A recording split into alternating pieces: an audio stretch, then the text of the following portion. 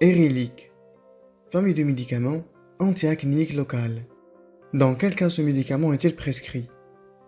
Ce médicament est un antiacnéique local qui contient un dérivé de la famille des rétinoïdes, trétinoïne, et un antibiotique de la famille des macrolides.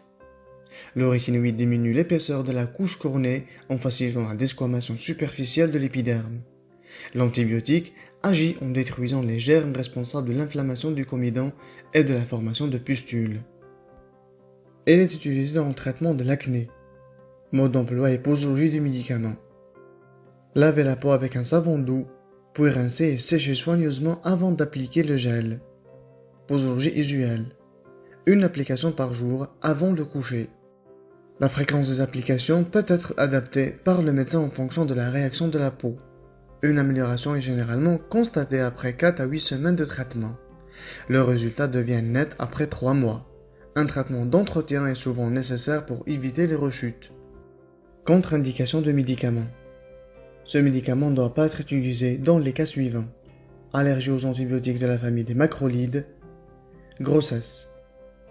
Pour la fertilité, grossesse et allaitement.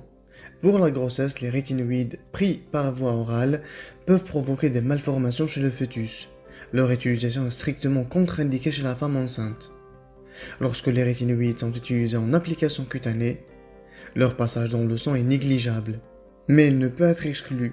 En conséquence, ce médicament ne doit pas être utilisé chez la femme enceinte ou envisageant de l'être.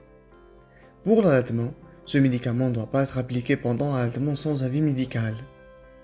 Les effets indésirables possibles du médicament. Rougeur sèche et parfois cuisante de la peau, surtout autour de la bouche et du cou. Ce phénomène régresse ou disparaît dès que l'on espace les applications.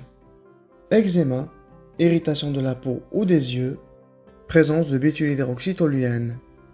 Exceptionnellement, éruption cutanée grave, pustulose exanthématique.